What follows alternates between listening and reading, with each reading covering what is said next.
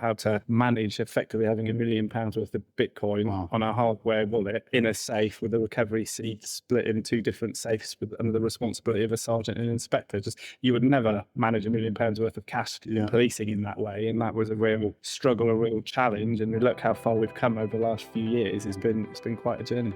Hello and welcome to Public Key. I'm your host, Jim Lee. As the Global Head of Capacity Building here at Chainalysis, this episode is particularly exciting for me as today's guest, Andrew Gold, Detective Chief Superintendent and Cybercrime Team Lead, National Police Chiefs Council, or the NPCC, shares deep insights on how the NPCC has built their capacity regarding crimes where crypto is present in the UK. Andrew explains how his cybercrime unit has orchestrated a collaborative national response towards cyber threats and ransomware attacks, and the strategic approaches towards building and enhancing investigative capabilities. He talks about how training programs are instrumental in empowering officers against cyber threats, and he also discusses the importance of establishing partnerships with the private sector. But before we jump into the episode, we at Chainalysis are excited to announce that our Operation Spincaster, a successful public-private initiative, has obtained major wins over the past 6 months. With significant collaborative efforts working closely with agencies across the globe, these operations have uncovered more than $74 million in combined losses and led to the freezing of tens of millions in illicit funds. To read more about the agencies involved and see the complex cryptographing of these operations, head down to the link in the show notes to read our latest blog on the topic. Now on to the episode. All right, Mr. Andrew Gold, appreciate you being here in the Chainalysis office for our Public Key podcast. Just to kind of open up for our listeners by way of introduction, so the listeners have a little bit of context of who you are. Can you just provide a little bit of a background about your crypto journey, say over the past 10 years?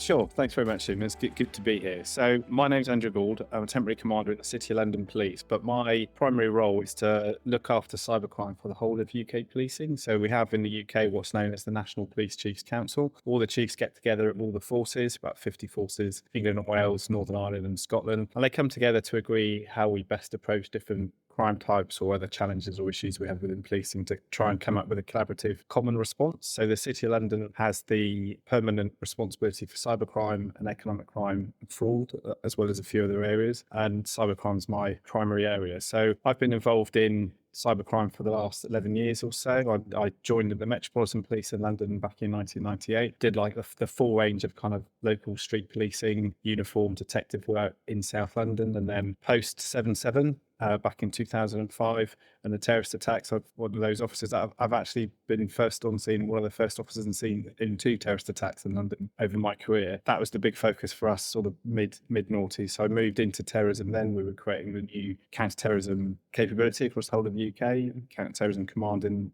London. Moved into terrorism, spent 9 years in terrorism, heading up terrorism investigations and operations in the UK and abroad. And I got, to be honest, probably quite worn out. These things have a shelf life. You're permanently on call. Yeah. Kind of, high risk, low responsibility. And when you're running investigations, you don't kind of take a day off or a week off and hand them over to someone else. You kind of keep them in perpetuity. So I was looking for a bit of a change. Actually, I recently got divorced, wanted to spend a bit more time with the kids, bit of a change of focus. And there was this kind of new thing of cybercrime floating around. And the Met at the time wanted to build a new capability, new teams, and I was asked to be part of setting that up. Moved into cybercrime 11 years ago now. Never imagined 11 years later I'd still be here working in that space. So it kind of the crypto journey for me. I remember being an investigator in terrorism back in 2012 and getting our first briefing on this new thing, Bitcoin. And some of the intelligence guys came in and were saying, this is a new thing for terrorist financing potentially. We're going to talk you through how it works and look how much it's gone up in value in the last couple of years. And we all sat there laughing, going, "Well, we really missed out on that opportunity. If only we knew then what we know now, I would have invested a bit more a bit earlier." And who knows, I may not even be sat here. Be sat on a beach somewhere. That was the first introduction to crypto. And then 2014, moving into cybercrime and taking on the Met Cybercrime unit, sort of 2015, with the beginning of that crypto journey. And I remember sitting with my team trying to work out, we're about to do our first Bitcoin seizure, looking at a guy called Grant West, or also known as Courvoisier on various .net markets. He used to crack, steal financial credentials, whether it's members of the public or organisations, use them to fund his lifestyle, and he was also drug dealing on the dark web as well. So we had managed to get a key log onto his laptop, and we were live streaming all this criminality into the office over a 2-week period, which was just fascinating to see the scale. This is a guy that never slept, it seemed. We struggled to keep up with it all. But that was our first kind of, we were doing manual investigation of the blockchain. We were trying to work out how on earth are we going to store this. We don't, a lot of the exchanges didn't exist back then. Those that did, we certainly didn't have a relationship. So we were kind of working out how to manage effectively having £1 million worth of Bitcoin on our hardware wallet in a safe with a recovery seed split in 2 different safes under the responsibility of a sergeant and inspector. Just, you would never manage £1 million worth of cash in policing in that way. And that was a real struggle, a real challenge. And look how far we've come over the last few years. It's been quite a journey. You bring back memories from my time at IRS criminal investigation, and very same topics and conversations, kind of in those early days. Quite interesting. This Chainalysis Public Key podcast reaches a wide audience, and you got a ton of experience with Met Police. You also mentioned the National Police Chiefs Council. And so for those in our global audience that might not be familiar with the NPCC, can you just explain that organization's role and how you actually have national reach to every police force in the UK? Sure. It is exactly that. It's having that national reach. We take kind of thematic ownership for different crime type areas or different thematic issues within policing. And then a chief officer will kind of take that on and lead that. And there can be all kind of manner of levels of support around that. For a lot of portfolios, it might be part-time chief officer and their staff officer trying to wrestle with some of the challenges that come with that. We're really fortunate in cybercrime that we've had quite substantial investment from government over the last few years. We've been able to build a capability program, cybercrime program, which I've led on for much of that period, really since the end of 2017, that's just grown with the funding and grown with the interest, and that's been a real positive. So with that national leadership comes the strategy setting, the goal setting, but what's been really beneficial is getting that additional government money to better offer it to the regional organised crime units and the force teams to kind of build that capability and get some of the benefits of efficiencies of scale through national procurement that we've been able to do, which you don't see in a lot of other thematic areas. So that's been a real positive for us.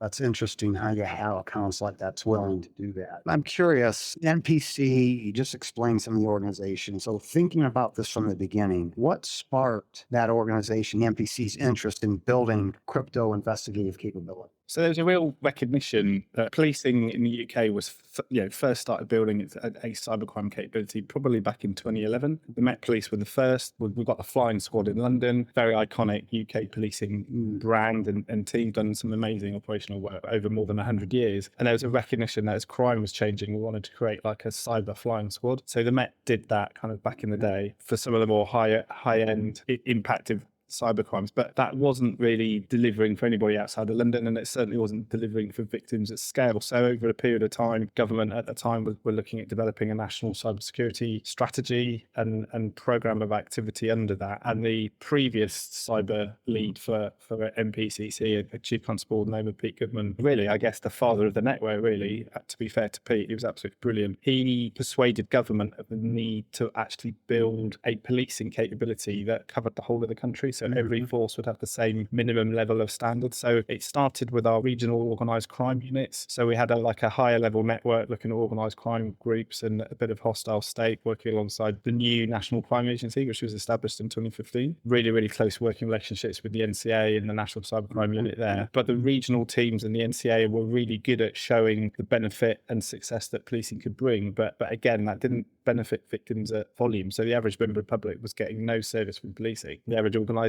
business was getting no service from policing. So we were able to evidence what we were doing could work on a small scale, but we needed to scale that up. So sort of 2017, 18, again, we go back to the Home Office, we go back to government, we make a case to build those teams with government funding. So all of the capability we built for cybercrime in UK policing, it was like the government recognised the importance and the opportunity before policing did. So by offering up that funding and that support, we were able to go to chief constables and say, look, if you're willing to invest your staff in building this capability, so you've got this within your own forces for your own communities, we'll fund it and we'll run it. And they bought into that massively.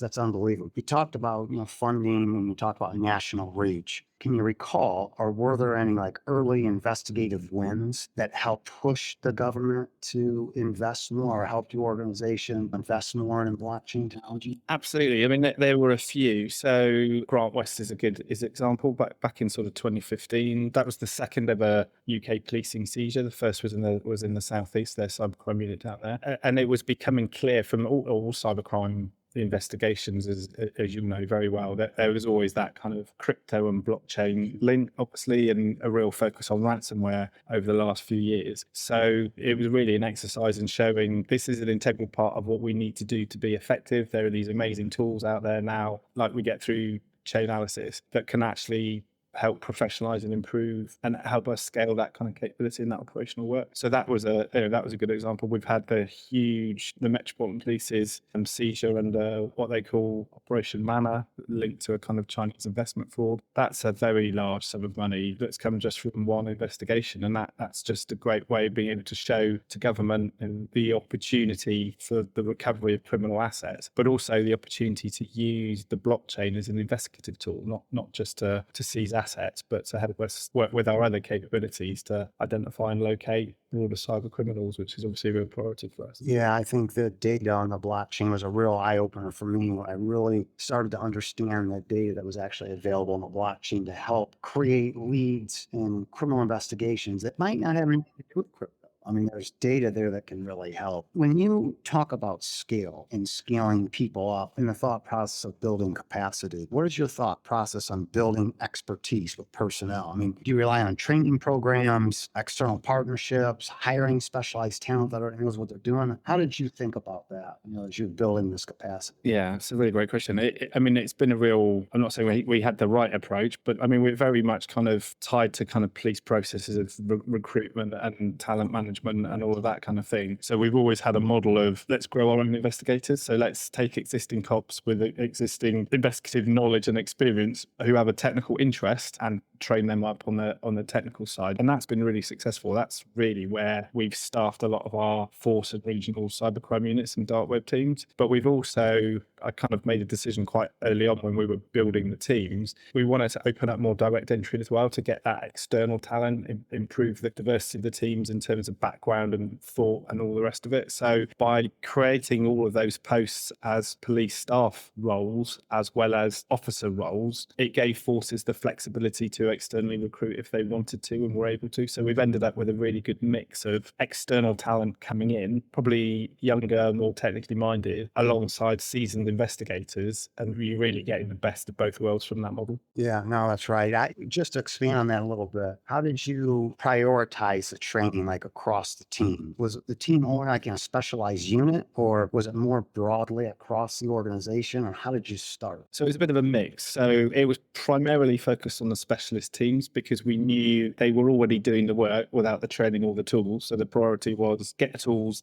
get the training, prove the value, and over time, broader policing will want to get more involved, and that's exactly what's happened. So very much focused on train the specialists, but we broadened it out. We said this isn't just for cybercrime units. This is for any financial investigators that be involved in broader money laundering. We were pushing quite hard some years ago to say to that world of policing, you need to diversify. You need to recognise this new threat and opportunity that comes from crypto, and train more and more of your investigators up in this space. So we offered them the training and the tooling for free as part of what we were doing to try and get that broader policing interest, and that's been quite successful. Sounds very similar to when I was at IRS criminal investigation, where early on it was dedicated like specialized units looking at it. I quickly realized that crypto was being used in just about every crime that was committed to make money, which is just about all of them. Yeah. So yeah, we touched on this a little bit ago. I'm going to switch back to data for a minute and how important data is and the vast amount of data on the blockchain. And just from your perspective, do you feel that combining blockchain data with other operational data sets, whether it's open source or operational data that your officers are gathering, does that further enhance investigative capabilities or intelligence gathering for investigations? What's your perspective on it? massively. That's got huge potential. And if I think about kind of the next big step forward, or kind of cybercrime or crypto investigations 2.0, that's really the direction of travel and focus for us. So we think we've been really successful over the last few years developing a capability, but doing some really high quality investigative work, partnered up with Chainalysis and other key private sector partners. We've kind of proved the value and the potential of working more collaboratively with the private sector. And we've benefited from huge efficiencies of scale by procuring tooling for the whole country, for every force and every region. We've made huge efficiencies in terms of kind of price and cost, get a great level of support from the organizations that we work with, massive support from Chainalysis. But our traditional kind of model of partnership has been, if I'm being really honest, the idea of police in partnership is a bit, we'll tell you what we want and you give us the information and we won't give you any feedback, but thanks very much for your help, which only takes you so far. And whilst we've kind of benefited from the tooling and the training, and when we've had specific inquiries around investigations that we're already working on, we get a fantastic level of support. But obviously Chainalysis and other companies have just got huge, as you know better than anyone, huge data sets, global reach and understanding that the public sector and policing will never get anywhere near. We will never have that, not just the scale of data, but the tools to understand and manage that effectively. So we realized some time ago that we needed to take a new approach to this partnership. And the partnership with Chainalysis is very much our first pilot of that. So kind of taking more of a joint task force approach in the future, whereby we sit down with yourselves and others and say, right, this is a specific operational intelligence requirement that we have. Let's do that as joint operational teams. And that's what we started to do over the last probably 3 or 4 months. And the quality of the work or potential work that your guys and girls are bringing us, the potential is massive. It's absolutely huge, and we're already starting to see the benefits. But that policing private sector partnership for me is the future of policing. I think that there's so much potential. We're kind of starting in cybercrime and fraud and money laundering, but as you said, it impacts all organised crime. There's so much potential to take this wider into all organised crime and terrorism, and we're viewing ourselves as a pilot to show the rest of the policing the way that we can go in greater collaboration with the private sector. Yeah, that sounds, I mean, that's a great, a fantastic vision to think that way. I know, speaking for law enforcement agency, I come in and talking to law enforcement agencies, deconfliction and being able to talk for investigative efficiency and just even officer safety, sharing information better as opposed to being one way.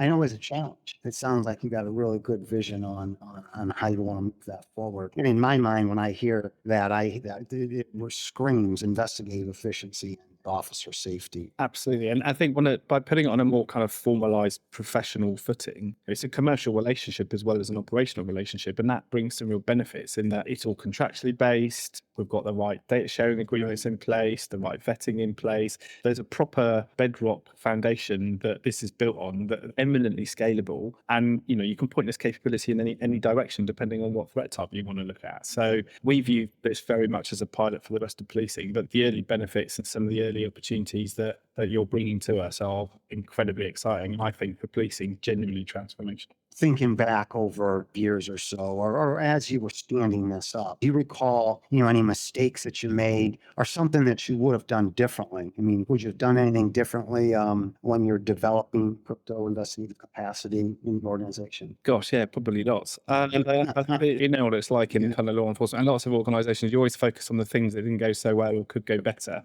And you forget probably sometimes the things that went well.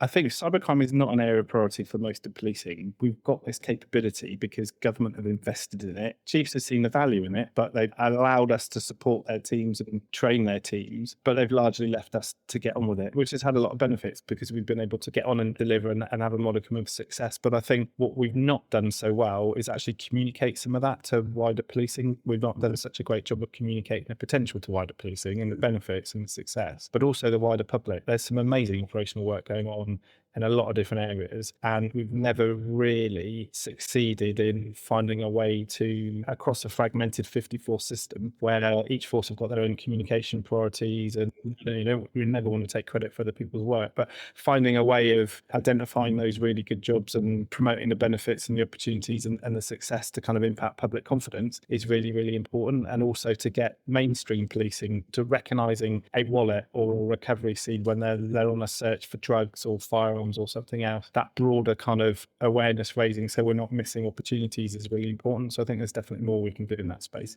communication part of it strikes me, just because I always thought, that if you had a really good communication strategy, that creates deterrence just in and of itself. I mean, just anybody that's considering to do something bad with it or around it, cyberspace, crypto space, if they know you're looking at it, just that alone, talking about it, they might think twice about doing that. Absolutely.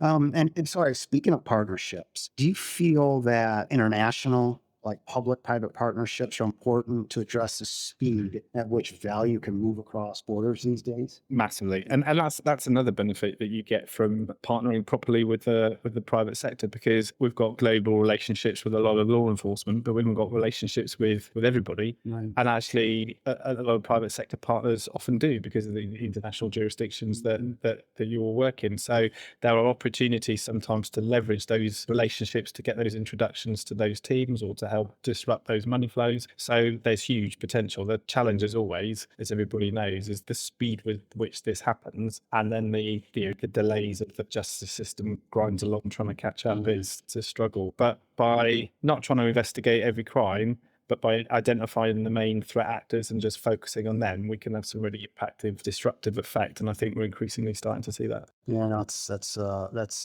definitely interesting. So how about from your perspective, being a great partner of Chainalysis, what specialized training or expertise does law enforcement need from your experience that Chainalysis could actually provide? So I think one of the benefits from the amazing tooling that we get and the increasing sophistication of that tooling, officers have got to have a basic or a decent level of understanding of how the tooling works, but also the basic fundamentals of how blockchain works and all of that kind of stuff is really, really important. So I think where we've been really fortunate in the past is to benefit from that high quality training for our specialist investigators. But I think what some of the conversations we've been having over the last couple of years is the importance of being able to more and more put some of the tooling in the hands of more inexperienced investigators to make it more accessible at that more mainstream policing level. And I think one of the things that Chainalysis is doing really well is some of the tooling that's being provided. Those officers and staff that don't have that high level of training and won't get that access to that greater level of support can do some basic intelligence research functions in a way that just hasn't been accessible before. So I think for Chainalysis and other companies, if we want to broaden open access for tooling and capability to law enforcement or other areas, the tools have got to be intuitive and easy to use without any training. And I think that's very much the direction of travel, which is really positive. But you'll always need those specialists that do have that extra training, do have the ability to really get under the bonnet and get into the data and really understand what the analysis is telling them and showing them. We'll always need those experts. It's great feedback. Going back to a challenge you mentioned, well, I viewed it as a challenge. I know a lot of law enforcement departments view it as a challenge. Going back to the funding piece and understanding that funding is critical to build out any type of new program. Can you just talk a little bit more? How did you convince decision makers that crypto investigative capacity was actually important for the organization? It's actually surprisingly easy. Often the way law enforcement will approach a new threat area or new capability challenge will be to try and do some operational work in that space, kind of proof of concept, or get that greater understanding of how to maybe manage it or investigate it, and then try and find the resources to tackle it. We've almost not quite done the reverse approach, but when you've got full-time cybercrime program team nationally, or it was just me back in 2017, but when you're able to kind of dedicate staff the time to develop those cross-government relationships, whether it's with the key law enforcement partners, for us, National Crime Agency, National Cybersecurity Centre, but the policy leads within, for us, Home Office, like the Cyber Policy Unit, have been fantastic allies for us over the last nearly 10 years or so. And some of the staff there have been there in this world for as long as I have. So they've got a real deep policy expertise that is increasingly being shared more broadly across Home Office and wider government. So with track record of delivery we've been able to show in a number of areas, hopefully gives us some credibility when we then go into government to say, well, actually, we need to build this or develop this, or this is what it looks like, and all this is the potential. We're trusted partners, and that's really, really important. So when you've got that trusted relationship, it becomes a much easier discussion and a much easier set, because like any kind of sales, it's not a cold call. That's right. That's right. It's part of an ongoing discussion and relationship about how do we improve, how do we get better. So selling the concept was very easy. The challenge then is to find the money in government to do that, and the policy officials in the Home Office have done a brilliant job in helping us to do that. Yeah, I recall, some quick investigative wins that actually demonstrate that crypto was being used to facilitate or move or introduce illicit income into the financial system, when we're actually able to show that, people, especially senior people, really started taking notice to that. It was very, similar. Exactly the same. It's like policy officials are evidence led, as you would That's right. expect. So bringing the evidence. Never had any challenge or issue persuading people of the need. The challenge as ever, public sector is finding the money. I asked you about, can you think of any mistake that you would have done differently? We've got senior law enforcement officials, around the globe really listen to this podcast. And so when it comes to building crypto investigative capacity in an organization, can you think of a best practice to build capacity in law enforcement investigation that's worked for you? I think one of the areas of challenge for us is retention. We've spent a lot of time and effort investing in our staff who've got a high level of capability, but there isn't the clear career progression within policing where you can get promoted or get lateral development and stay within cybercrime, because our teams, although we're a network with 700 or 800 officers and staff across the country, they're all employed by their own forces, so they can't move across force particularly easily. So that career progression to stay is really hard. We have a much higher attrition rate of people going to the private sector, as you would expect. Now, we always used to look at that as a real negative, but actually in the last sort of year or so, we started to recognise that as a bit of a positive, because many of those staff have ended up some have ended up here or in other blockchain investigative companies or other private sector partners, and they've got a real deep understanding and background in understanding how we work, the things that need to be done for us to use things in evidence, and they understand our capability gaps as well. So that's really helped, I think, drive a lot of innovation that we would never have seen if we tried to build capability ourselves. That's been a massive, massive positive. I think what we have found, lessons learned for others, we trained officers and staff in every force in the country because it's really important that everybody has access to the sort of basic level of tooling and support. But what we found, because the teams are so small, there's a real lack of resilience and support for those officers and staff. And if you're going to get good at this stuff, you need to be doing it full time. You need to really hone your skills. You need to be working with other investigators in this space. So whilst every local team or every local police force needs this specialist capability, we need to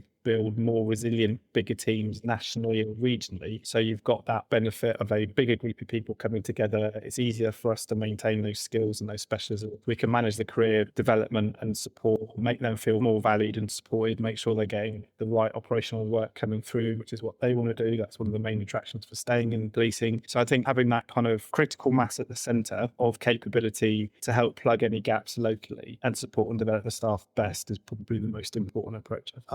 Curious. Imagine it's the year 2030. Can you share where you see the crypto investigative capabilities of, whether it's the London Police Department or the MPCC? I mean, where are we at in the next 5 years, investigative capability-wise? I think it'll be what we're doing now, but on steroids. So it'll be much, much bigger scale, much closer collaboration and partnership with the private sector. I think we'll be working across all threat types, not just cybercrime and economic crime. I think policing will have seen the benefit and the value. I think we'll have had a lot of operational success across a lot of different areas. And I think it will all be funded by the seizures of criminal crypto as well. So it won't cost the government or the taxpayer a penny. That's the vision for the next 5 years.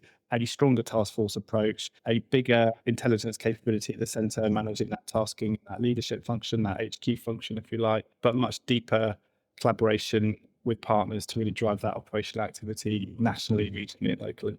Yeah, that's great. And yes, seizures is another great, return on investment that actually can convince or persuade or just illustrate the success of being able to understand the technology and the data, how useful it is for law enforcement. Absolutely. I mean, we're sat on about £4.2 billion worth of criminal proceeds, and that every force in the country has made seizures, every regional team has made seizures. So there's huge potential there, and that's all money that's primarily going to come back to government and policing. And increasingly, we want to be seizing victim funds to repatriate that to victims as well. So when you start to show the sums involved and you compare that to the old-fashioned cash seizures that we see, then people start to see the potential. And ideally, we can get this to be self-funded. I know you're a busy man, but I really appreciate you coming and spending a little bit of time, here at Chainalysis. Appreciate all the work that you're doing, really around, the whole UK and international and out partnerships. And just appreciate your time. Thanks, Jim. Thank you very much.